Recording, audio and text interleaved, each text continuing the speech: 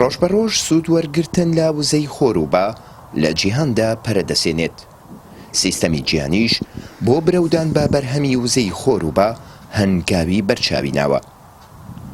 لێرە لە کارگە و شوێنە گشتیەکان و لە سەرخان و باڵەخانەکان پانێڵی وەرگری وزەی خۆر دانراون. لە دەشتایی و قەراخ شەقامەکانیش تاوەری با جێگیر کراون و وەک سەرچاوەی وزە سوودیان لێوەردەگیرێت. حکومەت لە پێناو پاراستنی ژینگە هانی هەوڵاتیان دەدات لە بەکارهێنانی ئەو پانێڵانە وەک سەرچاوەی وزە.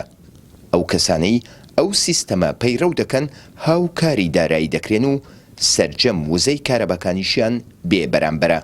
لە کاتێکدا لە هەرێمی کوردستان بەردەوام گرفتی کارەبا هەیە و پارەیەکی زۆری بۆ خەرج دەکرێت، لە بەرامبەردا کۆمپانیایەک کە لە ئەوروپا کاری دانانی وزەی خۆر دەکات پێی وایە کە ئەو سیستەمە زۆر گونجاوە بۆ کوردستان.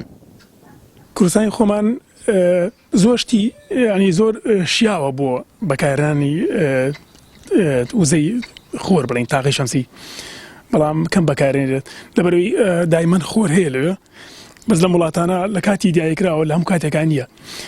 ئەم پەنێڵانێک کە لێرە بەکارین پەنێڵی حەساسن بۆی کە وڵاتانی کە تاریکە وەگێرە، بەس بۆ کوردستانی پەنێڵێکی کە بەکاربێنی کە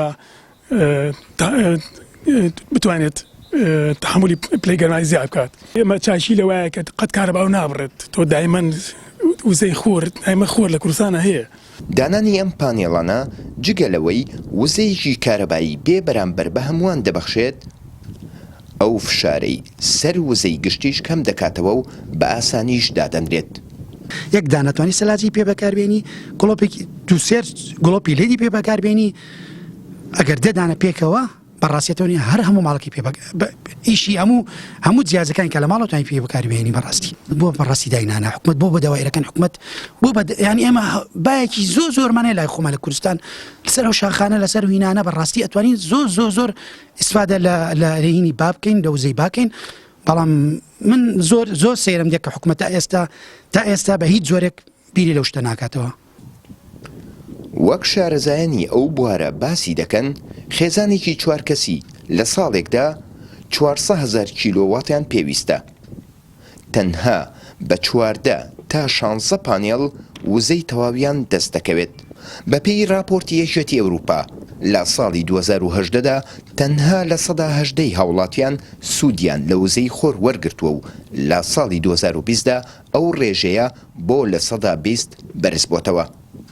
ئەو کارەبایی کە لە ڕێگەی وزەی خۆرەوە بەرهەم دێت بە ڕێژەی لە 190 ئەو گازانە کەم دەکاتەوە کە زیانیان بۆ تەندروستی مرۆڤ و ژینگە هەیە. جگەلەوەش ئەگەری قەتیس بوونی گەرمای زەویش بە ڕێژەیەکی بەرچاو کەم دەکاتەوە. یەکێتی ئەوروپا لە بەرنامەیدایە لە پێناو پاراستنی ژینگە تا ساڵی 2050 سەرجەم سەرچاوەکانی وزە بگۆڕێت بە خۆروبە. ئەوەش لە پێناو کەمکردنەوەی فشار لەسەر زەوی و خوڵقاندنی ژینگەیەکی تەندروست بۆ مرۆڤایەتی. کارزان عەلی نارتی، بروکسل.